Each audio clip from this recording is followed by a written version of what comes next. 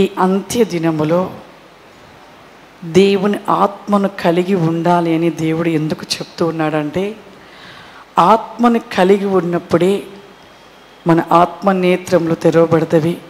ఆత్మ కలిగి ఉంటేనే అనేక మర్మాలను మనం తెలుసుకుంటాం. ఆత్మ లేని వారికి మనము ఎంత చెప్పినా వారికి అర్థం కావు. ఎందుకంటే ఆత్మ మనలో ఉన్నప్పుడు అనేక విషయాలను తెలియపరుస్తూ ఉంటాడు, అనేక విషయాలను బయలుపరుస్తూ ఉంటాడు. అందుకే ఇరిమీ రాసిన గ్రంథంలో ఒక మాట, ఇరిమీ రాసిన గ్రంథము 33వ అధ్యాయము 3వ వచనము చదివి వినిపించండి. నాకు మొరపెట్టుము, నేను నీకు ఉత్తరం ఇచ్చేదను, నీవు గ్రహింపలేని గొప్ప సంగతులను గూఢమైన సంగతులను నీకు తెలియచేతును.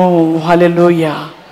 చూడండి, మొరపెట్టుట, దేవునికి ఎక్కువగా మొరపెట్టుటగా, ఎక్కువ సమయము దేవుడితో గడుపుట, ఎక్కువ ప్రార్థన కలిగినప్పుడు గూఢమైన సంగతులను తెలియపరుస్తాడంట, గూఢమైన మర్మాలను తెలియపరుస్తాడంట.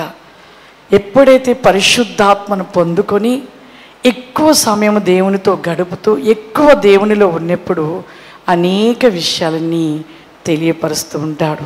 ఎప్పుడు కూడా తెల్లవారుజామున కలల కొరకు చూస్తూ ఉంటాను దర్శనాలు. ఆత్మ కలిగి ఉన్న వాళ్ళకి ఎలా ఉంటుందంటే, ఈ లోక సంబంధమైన వాటిపైన మనసు ఉండదు, పైనున్న వాటిపైన మనసుండి ఎప్పుడు దేవుడు నాతో మాట్లాడతాడా, ఎప్పుడు దేవుని స్వరాన్ని వినాలి, ఎప్పుడు ఆయన ఒక ముఖ దర్శనాలు చూడాలి, ఎప్పుడు ఆయన కళ దర్శనాలని కనిపెడుతూ చూడాలి. వారి మనసు ఎలా ఉంటుందంటే, ఎప్పుడు కూడా ఈ లోక సంబంధం వాటి మీద ఉండదు మనసు. ఎప్పుడు ఆత్మ కలిగిన వారు, నిత్యము ప్రార్థన కలిగిన వారి మనసు ఎప్పుడు కూడా దేవుణ్ణి వెతుకుచు, దేవుడు చూపిస్తున్న దర్శనాల కోసము, ఆ పరలోక విషయాల గురించి వీటి మీదనే ఒక దృష్టి, ఆలోచన మనసు ఉంటూ ఉంటుంది. అలా ఉన్నప్పుడే అనేక విషయాలను దేవుడు బయలుపరుస్తాడు, అనేక విషయాలను తెలియపరుస్తాడు. అందుకే అంటాడు, ఆయనతో ఎవరైతే ఉంటారో వారి జీవితంలో దేవుడు అనేక ఆశీర్వాదాలు, ఎప్పుడైతే ఆయనతో నిలిచి ఉంటామో అప్పుడే మన జీవితంలో అనేక కార్యాలు జరిగించబడుతూ ఉంటవి. అలాగే నా జీవితంలో ఎప్పుడు నా మనసు, ఆలోచన, దృష్టి, నా ప్రాణము, నా ఊపిరి నా యేసయ్య. ఎప్పుడు కూడా నా మనసు పరలోక విషయాల కొరకే ఆలోచిస్తాను, ఆయన చూపించే దర్శనాల గురించి ఆలోచిస్తాను.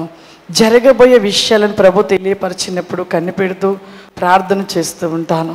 నా మనసు, ఆలోచన ఎప్పుడు పరలోకంలో ఉన్న విషయాలని వెతుకుతూ ఉంటాను. ఎందుకు అంటే ప్రభు తీసుకెళ్ళి చూపించారు కాబట్టి. అవి ఎప్పుడు మరచిపోవు, మరవలేము. అసలు ఈ లోకంలో అక్కడ చూసి వచ్చాక ఈ లోకంలో ఏంటి, ఏముంది, ఎందుకు అనిపించే స్థితిగా మన ఒక మనసు ఉండిపోతూ ఉంటుంది.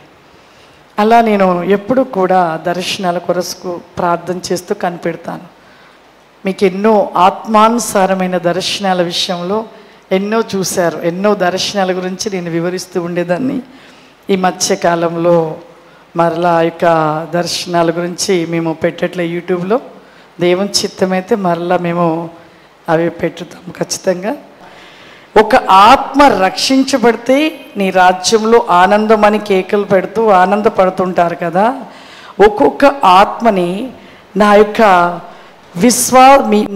అవిశ్వాసమైన బాణములు విసురుతూ అందరినీ కూడా అవిశ్వాసంలో నేను పడవేసి నా రాజ్యంలోనికి నేను తెచ్చుకోబోతూ ఉన్నానని ఒక నల్లటి ఆకారం భూమిలో నుండి పైకి వచ్చేసి మాట్లాడుతూ ఉంది.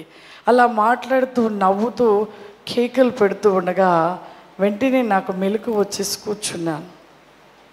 ఏంటి ఈ కళ ఇలా వచ్చింది, అసలు ఆ వ్యక్తి ఎవరి గురించి కళ దర్శనం వచ్చింది ప్రభా అనేసి ఎప్పుడు నాకు కళ వస్తే వెంటనే మళ్ళీ మోకాలు స్ప్రే చేస్తాను.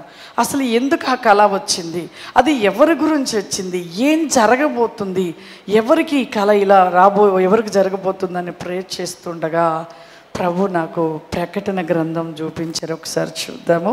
ప్రకటన గ్రంథము 3వ అధ్యాయము 10వ వచనం నుండి నాకు ప్రభువు చూపించి అలా ఆ ప్రకటన గ్రంథం 3వ అధ్యాయం నుండి 10వ వచనం నుండి 12వ వచనం వరకు చూపించి ప్రభు ఒక మాట నాకు చెప్తూ ఉన్నాడు.